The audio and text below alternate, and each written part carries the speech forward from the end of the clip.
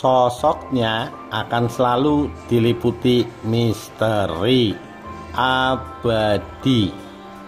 Ajarannya lebih menekankan pada suara hati dibandingkan praktek-praktek fikih. Diam-diam banyak yang menghayatinya. Ceritanya berpuluh-puluh cerita menetes dari bibir orang-orang yang mencintainya.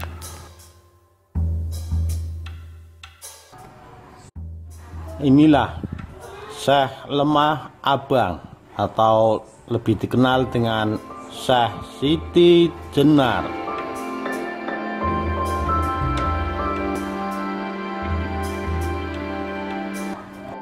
Assalamualaikum warahmatullahi wabarakatuh. Rahayu rahayu sagung dumadi. Syekh Lemah Abang bisa mati, terbunuh, tapi tidak untuk ajaran rahasianya. Manunggaling Kaula Gusti, Tuhan telah menyatu dalam diri kita. Yang diwariskannya itu benar-benar merembes dan membekas dalam hati. Meski dipanggil 100 wali, aku tak mau datang. Aku bukan abdi mereka. Aku tak diperintah mereka. Wali dengan aku sama, daging berwujud bangkai. Sebentar busuk jadi tanah. Aku tak bisa didesak oleh santri yang bodoh dan senang menipu orang. Oleh mereka yang mengaku dekat dengan Tuhan dan tak tahu citra diri sendiri adalah bangkai. Mereka yang berkeliaran mengumbar ilmu kepada setiap orang yang suka menipu. Mereka yang menyuruh orang untuk sembahyang di Masjid Demak yang mereka sebut rumah Allah, itu bohong belaka. Aku dulu ikut sholat di sana. Aku amat menyesal, tapi itu kulakukan karena belum menyadari hakikat diri. Sekarang dapat kukatakan, Kaula dan Gusti sudah ada dalam diriku. Siang dan malam tidak bisa memisahkanku dari mereka. Tapi hanya saat ini nama Kaula Gusti berlaku selagi aku mati. Nanti bila aku hidup lagi, Gusti dan Kaula lenyap. Yang tinggal hanyalah hidupku, ketentraman langgeng dalam ada sendiri. Di sanalah tak dikenal kematian dan perasaan sedih. Yang ada hanya kenikmatan kekal abadi. Itulah mengapa aku sekarang merasa menderita, sebab berada di alam kematian. Dunia ini dekat surga neraka. Hai Pangeran Bayat, bila kau belum mengerti kebenaran dari kata-kataku, bisa dikatakan kau masih terbenam dalam masa kematian. Di sini dunia memang banyak hiburan aneka warna. Lebih banyak lagi hal-hal yang menimbulkan hawa nafsu. Kau tak lihat itu hanya akibat panca indera. Itu hanya impian dan sama sekali tak mengandung kebenaran. Sebentar lenyap, gila saja orang yang terikat padanya.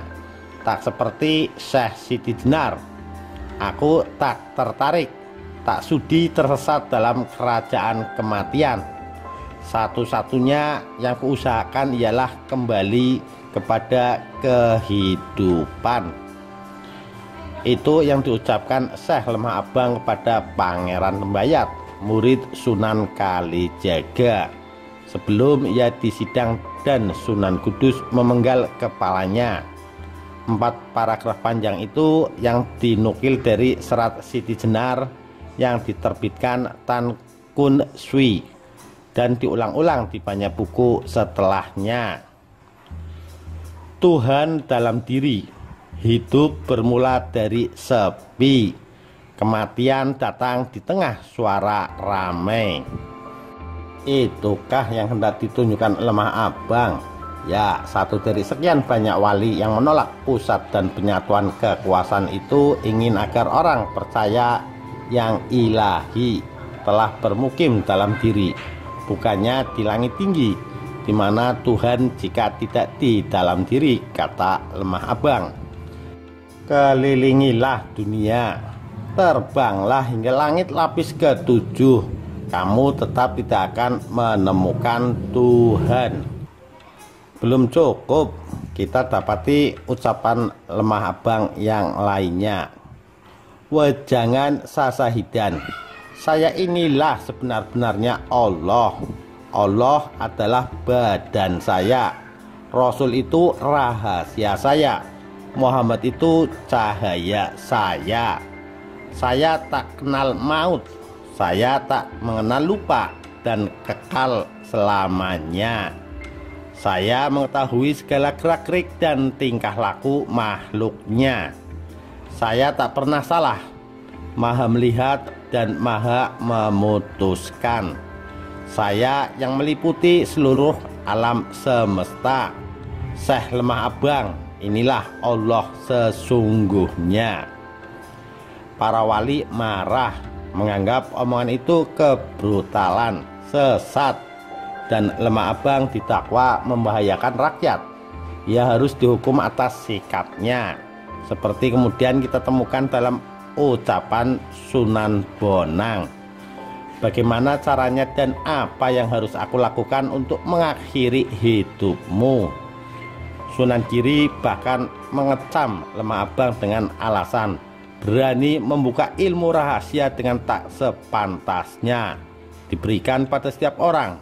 Giri pantas khawatir karena Lemah Abang mengajarkan paham itu tanpa ditutup-tutupi kepada murid-muridnya yang tersebar di banyak tempat.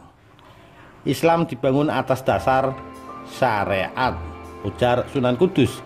Kita tidak bisa menjalankan perintah ibadah tanpa melalui tingkatan syariat. Sunan Kudus ingin agar Lemah Abang akhirnya menuruti ucapannya, kembali dari jalannya yang menyimpang. Ia tak ingin ajaran Lemah Abang berkembang, sebab itu bisa meracuni iman yang baru saja terbentuk di masyarakat. Di saat itu para wali sedang giat-giatnya menanamkan keyakinan monoteisme dari keyakinan sebelumnya, politeisme, panteisme. Dalam kisahnya yang paling tersebar luas, Lemah Abang diceritakan ia tidak menganggap penting segala tertib. Ia mencibir syariat. Baginya syahadat, sholat, zakat, puasa, dan haji itu hal-hal yang tak perlu. Omong kosong itu. Hanya orang bodoh yang percaya, karena terus berharap surga dari sana. Tak ada guna lagi sholat kita. Itu hanya basa-basi belaka, suatu kesia-siaan. Hidup kita tak dihabiskan demi itu. Banyak orang tampak khusyuk sholatnya, bibirnya terus berucap doa, tapi hatinya tetap saja memikirkan dunia. Ia membuat tamsil untuk iman yang lembek seperti itu. Islamnya ibarat kelapa dan hanya makan serabutnya, padahal yang nikmat adalah buah dan airnya. Bagi Lemah Abang, itulah awal kemerosotan. Untuk apa sholat jika perangainya tetap buruk? Masih suka mencuri? Untuk apa bibir lelah berdoa jika masih menyimpan dengki? Kadang masih suka berharap imbalan. Tuduhan itu amat telak. Lemah Abang seperti ingin menegaskan kepada orang yang merasa dirinya suci bahwa inti kebahagiaan ditemukan dalam sikap menyerah secara mutlak, bukan sekian ibadah yang membuat muak. Dan yang lebih merisaukan ialah kecamannya kepada konsep Tuhan yang berjarak. Bagi lemah abang, Tuhan tak lagi dipandang sebagai Dia yang terlampau jauh, tak terhampiri, melainkan Dia yang tak berjarak. Bagaimana kita harus menafsirkan ucapan itu? Agak sulit dan membingungkan memang. Di dalam banyak penuturan kisahnya, ia bukan semata-mata ingin menyingkap Tuhan. Ia dengan mengaku dirinya Allah ingin mengutuk mereka yang bertugas menjaga kemurnian Islam. Ia menolak sikap pura-pura. Tak mustahil apa yang sebenarnya terjadi lebih dari 500 tahun lalu itu pertarungan dalam memperebutkan hegemoni antara lemah abang dan kelompok wali. Masing-masing ingin membangun imperiumnya sendiri. Satu ingin meneguhkan batas, lainnya mau bebas. Ia coba menghilangkan sekat-sekat yang membelenggu diri, tak peduli titah raja dan perintah nabi. Untuk sikap itu, ia sadar betapa jauhnya ia dari yang diimpi-impikan semua orang bagi dirinya, wali suci di tanah Jawa. Kelaparan, sakit telah saya alami sambil mencari nafkah. Meskipun Tuhan ada, ia tak dapat saya mintai apa-apa. Karena sikapnya itulah ia hendak dibungkam dan dilupakan. Tapi tak semua orang seperti Sunan Kudus yang mengumpat lemah abang sebagai sesat dengan alasan yang sering dipakai, mengaku Tuhan. Rasanya aneh sekali. Sampai sekarang riwayat lemah abang masih hidup di tengah-tengah orang Jawa. Orang-orang lemah abang, ia berada antara dongeng dan sejarah, antara gelap dan terang. Jelaslah betapa besar pengaruh dari ide-idenya. Begitulah sejarah mencatat, ia kontroversial dan misterius. Ceritanya bertumpuk-tumpuk antara legenda dan mitos, dan punya banyak versi. Gunung Jati, Cirebon, tempat leluhur saya. Sosok lemah abang banyak dibicarakan. Orang percaya asal-usulnya dari sana, desa Lemah Abang, 15 km arah timur Lemah Wungkuk, yang dahulu menjadi pusat keraton Kasepuhan. Dalam naskah Tan Kwin Sui, dalam bait-bait Asmarandana yang terjemahannya sebagai berikut. Di sana disebutkan, besarlah perguruan Sunan Giri, dicintai para ulama, adalah seorang muridnya dari negeri Siti Jenar bernama San Ngali Ansar, terkenal di tempat tinggalnya Cirebon Girang, dipanggil Syekh Lemah Abang. Juga banyak pengikutnya yang meyakini bahwa lemah abang meregang nyawa di ujung keris Sunan Gunung Jati yang didikamkan Sunan Kudus di pelataran Masjid Sang Cipta Rasa di tahun 1506. Dia yang tak pernah mengaku diri sebagai sufi, yang terbenam dalam cinta akan Tuhan, kemudian dimakamkan di Kemlaten, Anggaraksa, sekarang dikenal dengan nama Kang Raksan. Versi lain ditulis Abdul Munir Mulkan, menyebut lemah abang mangkat di padepokannya Rendasawa, Mantingan, Jepara, dengan cara menghela nafas sendiri. Para pengikutnya di Cigugur, Kuningan yakin bahwa makamnya tak pernah ada sebab tubuhnya muksa usai dihukum mati.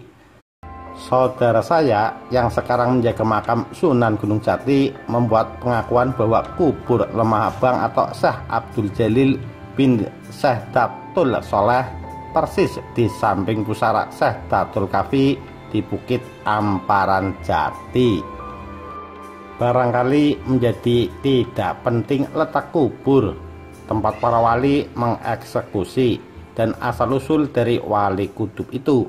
Meskipun di musola makam Lemah Abang di Kemlaten tertulis asal-usul sang tokoh, karena orang akan berdebat tak habis-habisnya, sebab sosoknya sudah banyak bercampur dengan legenda.